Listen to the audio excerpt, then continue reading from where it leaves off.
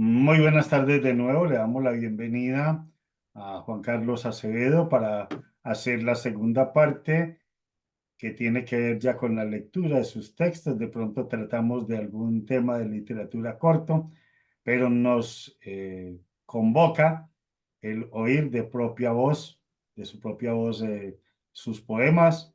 Recordamos que hizo el lanzamiento hace poco en el Banco de la República, en el que tuve la oportunidad de estar.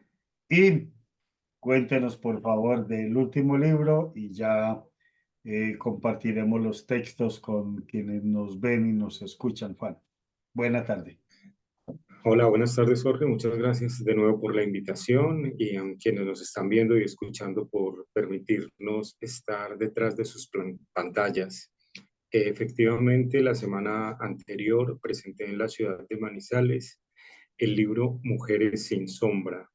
Mujeres sin Sombra obtuvo a finales del año 2023 el 22º Premio Nacional de Poesía Eduardo Cotelamus.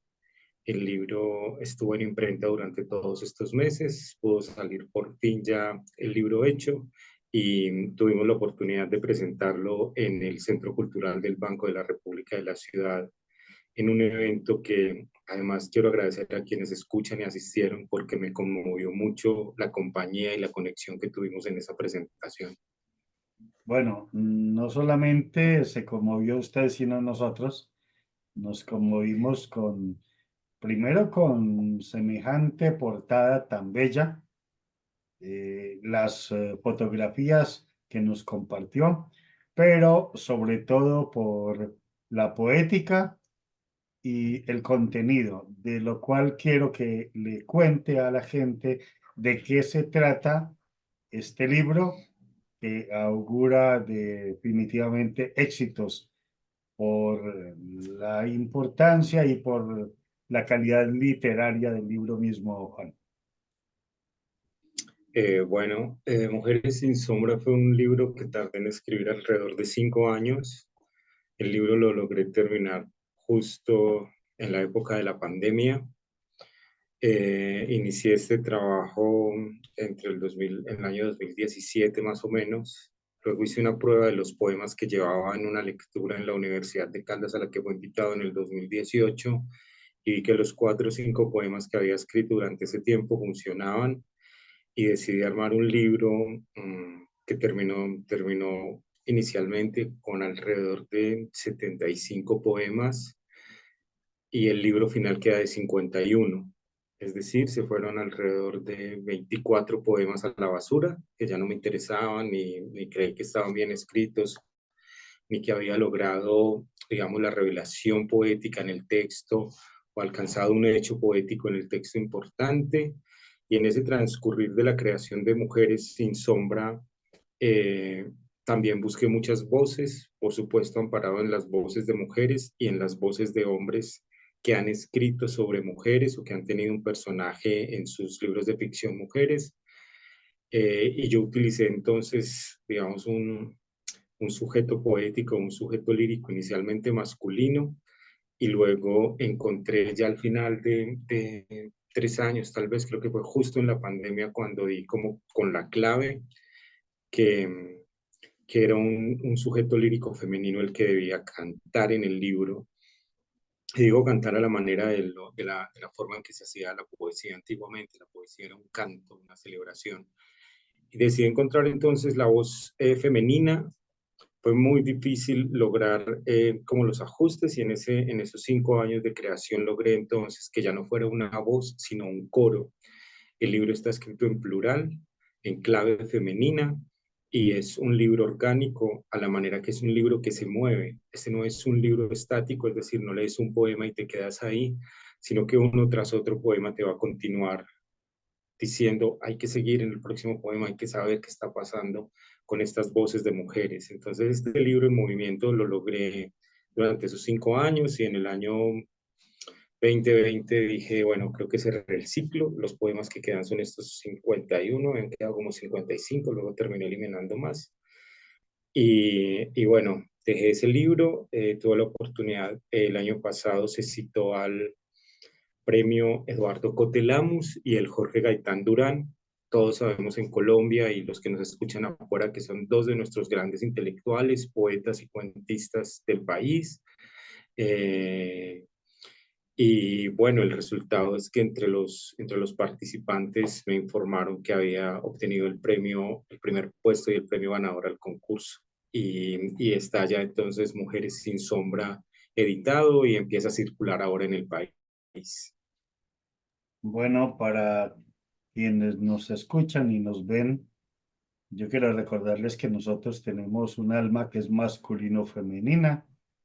Actuamos, tenemos un cuerpo físico masculino o femenino, pero tenemos esa otra parte, esa otra contraparte, nosotros los hombres, que es lo femenino, y el haber sacado a relucir esa parte femenina suya con esas voces tan preciosas, preciosas con el contenido doloroso, sí, pero el contenido muy precioso, de lo cual debo hacer la aclaración.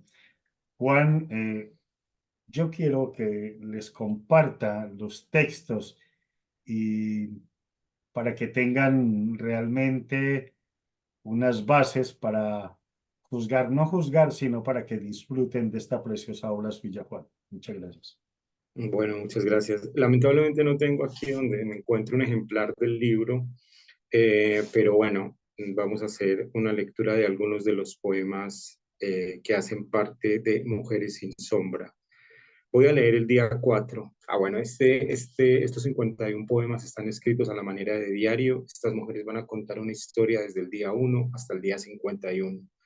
Entonces, el poema del día 4. Y la lámpara de aceite habrá apagado su luz. ¿Quién detendrá sus pasos en medio de la alta hierba para cortar las hojas venenosas que crecen en el solar? ¿Alguien ha visto, alguien, alguien antiguo remover el agua podrida de la sequía? ¿Cuáles seres transitarán esos senderos para espantar los pájaros de la noche? ¿Alguna de nosotras recordará el canto de las cigarras como quien no olvida las oraciones para nuestros muertos? Una pregunta. Sí, Si Jorge. usted nos puede aportar en determinado momento una luz sobre qué imagen fue la que generó ese poema o dónde lo vio o cómo lo vio, yo agradecería a nombre de quienes nos escuchan y nos ven, porque bien Eh, he sabido que a nosotros nos conmocionan las cosas, las imágenes, las situaciones, y en determinado momento eso nos da ese toque mágico y nos dice, es aquí, aquí está el poema. Si puede ilustrarnos, yo le agradezco de parte mía y de parte de nuestros lectores, quienes nos ven, Juan. Indudablemente yo creo que la imagen más poderosa en este poema para mí es la lámpara de aceite. El poema inicia con una pregunta, ¿cierto? Casi nadie inicia los poemas con preguntas. Por supuesto conozco Preguntario, el libro de Pablo Neruda, pero este dice, y la lámpara de aceite habrá apagado su luz. ¿Y cuál es la historia con la lámpara de aceite? Creo que César Vallejo en un poema sobre las casas, en que compara las casas y las tumbas, dicen, hay alguien en la casa y alguien le responde, no, ya no hay nadie en la casa, las casas están vacías. Y César Vallejo termina diciendo que las casas vacías parecen tumbas, ¿cierto? Mientras no haya alguien que las habite, una casa vacía parece una tumba. Y en mis recorridos por el país, yo por mi oficio de bibliotecólogo he sido invitado a muchas bibliotecas de este país y me gusta más ir a las bibliotecas más lejanas del territorio nacional. Entonces he atravesado ríos, montañas, valles, selvas para llegar donde hay una biblioteca o la posibilidad de llevar libros y lectura al territorio colombiano. Empecé a pensar hace muchos años que mientras atravesaba carreteras o navegaba en los ríos, las casas que estaban con las luces apagadas me daban la imagen de que no había nadie en las casas, de que estaban muertas. Entonces la luz me daba la idea, si estaba transitando de noche una carretera en mi carro, o en un bus, o en una moto, o en una chiva, en el transporte que tuviera que atravesar el país, las casas iluminadas me hacían pensar que por lo menos en esa carretera en ese momento estaba acompañado, que en esa casa donde había luz había gente. Este poema no, había escrito un poema sobre las casas y la luz. Y justamente cuando empecé a escribir Mujeres sin sombra, al cuarto día ellas dejan encendida la lámpara y entonces se preguntan eso. Es como si la lámpara les dijera que en sus casas todavía había vida o si se apagó y ya la vida no las acompañaba. Así que esa primera imagen es la imagen que me da como pie para escribir ese poema sobre esa parte en que ellas dejan la casa abandonada. Es decir, la luz. La luz. Bueno, Voy a leerte otro si te parece. Este es el día 8. En ese mismo orden de ideas, Jorge, este es el día 8 de Mujeres sin sombra. Vinagre para bajar la fiebre, leche tibia para la boca de las niñas y los cachorros, mendrugos de pan para acallar la panza, un poco de tabaco para las prácticas antiguas. Solo eso queda en los envoltorios que llevamos por maletas. Repetimos viejos rituales, bañarnos juntas, para exorcizar el sino trágico de las ausentes, porque en la extensa noche nuestros muertos viajan sin el ropaje adecuado, sin la bendición de las mujeres que amaron, sin las monedas para pagar el último tributo. bueno, sigamos disfrutando para que se haga, aprovechemos más el tiempo con usted, Juan. De acuerdo. Este es el día 10. Un viejo ritual nos acompaña, recolectar piedras, simples y sencillas piedras. Aquí, bajo el vaho tibio de los animales, observamos también la luz del rayo que anuncia tormentas y nada más que cardos secos nos brinda esta prolongación de la muerte. Tenemos tan poco. Recolectamos algunas piedras suaves, lisas piedras que el camino nos otorga como un ritual de afectos ancestrales las llevamos para ofrecer a la tumba de nuestros hombres. Voy a leer otro más, déjame un segundo. Bueno, creo que ahora podemos leer otro más. No lo tengo aquí en el celular este que quiero leer, pero ya lo buscamos. Eh, Perfecto. pero ahí más o menos nos vamos dando cuenta que lo que van a hacer estas mujeres es un viaje y lamentablemente no es el viaje del héroe, que es lo más triste. Este no va a ser el viaje del héroe al que todos estamos Un acostumbrados. viaje de pronto sin retorno. Sí, este tal vez sea un viaje que al final no habrá retorno, es cierto. Pero bueno, ese sería como de Mujeres sin sombras y no sé si me permites leer otros textos para la gente que no me conoce, que es la mayoría pueda tener una idea también de las otras cosas que escribo, ¿te Claro, parece? claro, Juan, me parece magnífico que nos comparta todo tipo de textos suyos, porque pues de eso se trata, de que lo conozcan Bueno, y sepan de su literatura. este es una aceptación y una celebración a nuestros ancestros, por lo menos yo que vivo como tú en la cordillera, que vemos al lado de las montañas y de los ríos y de las plantaciones de café. Este es un pequeño tributo a ellos. Se llama hilo. Las manos de los primeros mayores, curtidas por el sol y selladas por la tierra negra, manos de hombres primitivos, sabias a la manera de quien contempla los secretos de la lluvia y el viento. Mis mayores tatuaron los surcos de la siembra en sus rostros. Soy hijo de esas manos y esos rostros. En mi espalda cargo la historia terrenal de mis antiguos. No quiero arrojar vergüenza sobre el linaje de mi familia. Por eso desde sus oraciones o sus cantos, díganles que cambie surcos y acequias, semillas y raíces por palabras y sigo siendo digno descendiente de su estirpe. Estos son nuestros campesinos, ¿Y eso es de a qué los que también en libro, los Juan? viajes los veo. ¿Cómo? ¿De qué libro? Ese libro aparece en La Casa en el Invierno, es un libro publicado por la Universidad Externado de Colombia. Y en ese mismo está este Si bien nosotros en nuestras montañas podemos ver en las mañanas y en las tardes la espalda doblada de nuestros campesinos, pues en el norte del país también están los palabreros que tienen otro oficio. Biografía mínima de un palabrero. Abuelo, abuela, me enseñó el misterio que habita en las palabras.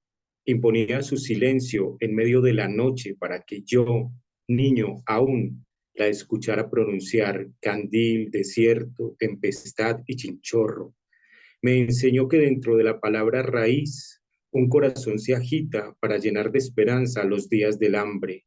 Y en la palabra voz están contenidas todas las músicas del mundo. Ella dijo profundo, en la palabra abismo, anida toda la luz que buscan los pájaros. De ella aprendí que la palabra cosmogonía lleva en cada letra la historia de todos nosotros. Viví como quien encuentra en las palabras la cartografía secreta de un viejo buhonero. Cada día fue un redoblar de tambores en la sequía, días hechos con sonidos de letras indomables. Nunca supe qué hacer con ellas. Hoy, cuando los años reclaman los secretos de la infancia, invoco a abuela y su fantasma para que revelen el misterio de las palabras que olvidé. Bueno, Ahí ese ya este es un tono totalmente distinto, ¿cierto? pero no deja de tener esa raíz que usted busca, ¿no? De la gente, del pueblo, de los contadores de historia, de las mujeres que cargan cosas, de la gente. Sí. Bueno, ahora pronto, en este mes, en estos días, se va a cumplir el tercer año del estallido social en Colombia. Yo creo que hacía muchos años no veíamos algo como el estallido social y lamentablemente muchos buenos estudiantes de las universidades públicas fueron la primera línea y muchos de ellos fueron maltratados.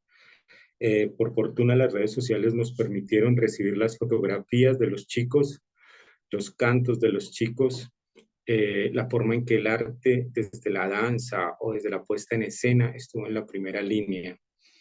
Y durante ese tiempo de esa primera línea, después de ver todo lo que había acontecido, está este texto.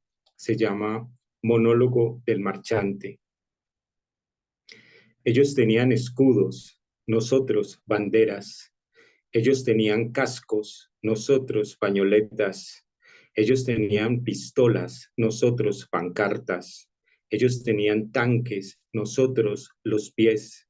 Ellos tenían bombas, nosotros tambores. Ellos tenían himnos de guerra, nosotros cánticos de vida.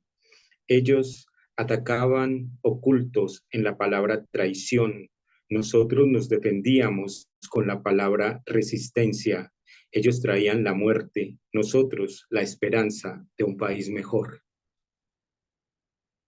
Juan, Yo creo recordemos que además, discúlpeme, recordemos sí, además que fueron muchos los desaparecidos y que fueron además muchos los muertos.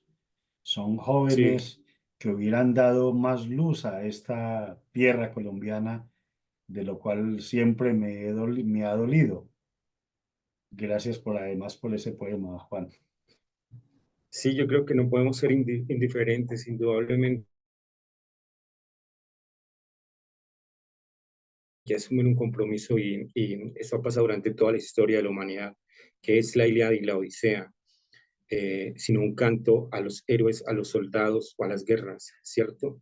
Bueno, eso lo sabemos hace mucho tiempo. La poesía ha tenido muchas edades. En esa primera edad, la poesía tenía que cantarle a sus dioses. Todos los dioses estaban ahí presentes en la Ilíada y la Odisea. Estamos hablando de hace 3.000 años de literatura, 3.000 años atrás. La poesía fue cambiando, por supuesto. Después le cantó a la naturaleza, ¿cierto? Uno recuerda, yo no sé, a poetas ingleses cantándole a la naturaleza, después le cantó al asombro de la tecnología, llegaron los futuristas, por ejemplo, cantándole a esto, luego le cantó al hombre, ya el asombro no era la naturaleza, ni los dioses, ni siquiera la modernidad, sino el hombre, y aparece Whitman y le canta al hombre y aparece Neruda y le canta al ser humano, y aparecen muchos otros poetas, voy a poner esas dos voces, luego nosotros tendríamos que cantarle a otras cosas, pues no, ellos nunca fueron indiferentes a su momento y yo creo que nosotros tampoco. Así que yo he intentado ser un poco testigo de mi tiempo. Y siendo testigo de mi tiempo, escribí este texto, se llama Salmo para después de la guerra. Señor, ahora somos frágiles. Los años de la derrota, aunque hayan quedado en el olvido, habitan entre nosotros. Por eso hoy el poema es bálsamo. Señor de los remendados, ya no podemos elevar oraciones, conjuros para ahuyentar enemigos y pestes. Tal vez un poema que sirva de diálogo para diluir tantos miedos acunados en viejas plegarias. Señor, como tus llagas, las nuestras son huellas de fe en medio de la ola de siniestros. También hemos caído y nos hemos levantado para espantar los pájaros de la angustia que anidan en nuestras lágrimas. Señor de los fragmentados, redime con tu sabia mudez a tus hombres y mujeres, herederos del miedo, para que la fragilidad se desvanezca y retornen a nuestra voz y nuestros sueños y nuestras casas las bienaventuranzas. Así sea. Ojalá escucháramos eso muy pronto, frente a la situación actual en la que se encuentra nuestro mundo, El mundo, realmente sí, este doloroso. poema es un poema, sí, Jorge, como de hace 20 años. Ese poema se ganó el concurso nacional de poesía de la Casa de Poesía Silva. Bueno, ese poema y otro conjunto de poemas, por supuesto.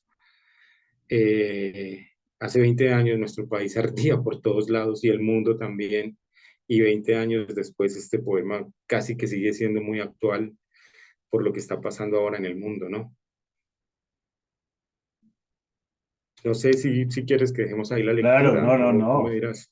Eh, Tiene todavía textos, tenemos alrededor Sí, de sí, unos sí. 10 o 15 minutos. Yo le Ah, de diría acuerdo. cuando estamos Entonces, cerca, Juan, deseamos sí, de aprovechar acuerdo. este tiempo con usted. Bueno, entonces voy a leer un texto de un libro que se llama Los huéspedes secretos. Fantasma del viento. Bajo la luz tutelar de la nostalgia veo una mano, un cuerpo arqueado, otra sombra. Me reconozco en medio de la sala y pienso entonces en días más felices. Me descubro siendo el mismo hombre que nunca ha volado y jamás cruzará el mar. Sé que soy un aprendiz de la luz y el movimiento, apenas un hombre de provincia que no puede hablar de altos edificios, de luces de ciudad y elegantes prostíbulos con olor a menta. Sé muy bien que las autopistas y los vendedores de marihuana me son ajenos y el ruido ensordecedor de la guerra me es propio, porque mis huesos hacen parte de este país de ausentes. No conozco las montañas, no puedo distinguir los nombres de los árboles, soy de pueblo, apenas salgo al traspatio de la casa a ver en las cuerdas de la ropa una gota sujetarse a la vida. Mi viaje más largo ha sido a la Plaza de los Negros, donde gentes pobres venden cuerpos y maíz. Conozco a ojo cerrado las callejuelas de la plaza de mercado. Sé a qué huelen pisos y paredes y puedo entrar de espaldas en la vieja biblioteca. Soy un hombre encerrado en sus palabras, prisionero justo de sus miedos, emperador del polvo, del silencio, del ayuno. Tomo aguardiente en cantinas donde mi padre sentiría vergüenza y juego el juego ruin de los reproches. Soy un hombre simple que amenaza al odio con palabras, que sale cada día a quitar las vendas a los muertos, a curar heridas en los brazos de mis hijos, a limpiar cuchillos que manchan las calles de este triste barrio de provincia. Estoy aquí, bajo el dintel de mi puerta sin cerrojo, sin más amuletos que estos versos, ofendiendo los recuerdos, escuchando un coro de ángeles que desconozco. Estoy aquí, fantasma del viento, observando en los alambres del patio una gota temblar mientras se sujeta a la vida. Bueno, sería como un título de autobiografía, y además sería No, precioso no, para ese. No, ese hombre no soy yo. Bueno, Digamos que mi poesía podría parecer por el uso del yo, que fuera autorreferencial, pero no, no, ese es un hombre de provincia, de un pueblo, de cualquier pueblo de Colombia, creería yo. bueno, Sí, bueno, voy a leer otro que se llama Tarjeta para un animal perseguido. Tarjeta para un animal perseguido hace parte de otro libro. Ese libro se llama Los amigos arden en las manos. Del libro Los amigos arden en las manos. Raúl, he venido hasta tu casa llena de leyendas y poesía, pero tú no estabas. Tu corazón de mango me llenó de aliento y decidí abandonar las calles donde habito y enrutar mis pasos hasta tu casa. Un sol que moría en las estribaciones de un maizal me dio la bienvenida. El río muere poco a poco, se va secando como un cadáver viejo bajo el calor de noviembre. Perdido entre frutas y aldeanos, no hago más que llamarte, Raúl. He tocado todas las puertas, enterré mi sombra bajo los tamarindos de todos los patios, subí a todos los árboles y sequé el sudor de todos los niños buscando en sus rostros el tuyo, y no apareces. ¿Dónde andas, Raúl? Anoche, frente a tu casa, las muchachas, los gaiteros y las altas mujeres de tu suelo te esperaron. No quise asistir a la parranda porque sabía desde siempre que no asistirías. Yo, animal urbano y paranoico, te esperé junto al cocotero, pero no llegaste. Solo tus limpios cuchillos se aproximan. Me voy con tu silencio. Voy a contarte un poco ese poema, por supuesto. Indudablemente es Raúl Gómez Hatín. sí, En los años 90, Raúl Gómez Hatín se convirtió para nosotros en un poeta de culto, era el poeta de la revelación, de la ruptura. Si bien en los 60 la ruptura la hizo el nadaísmo en Colombia, y entre los 70 y los 80 entramos en una búsqueda de una poesía que ya no quería, digamos, la estética del escándalo y la creación de la ruptura, sino más equilibrada. Raúl en los 90 rompe todo y yo tuve la oportunidad de viajar a Montería. Por supuesto, después de estar en Montería, empecé a buscar a Raúl. Él ya había muerto. Raúl muere en el 96, si no estoy mal, en Cartagena, pero yo terminé llegando a Cereté buscando las huellas de Raúl y me encontré con su silencio en esos años 90, y tal vez eran el 98, pero Raúl marcó toda mi generación y creo que parte de la generación latinoamericana con todos sus maravillosos libros.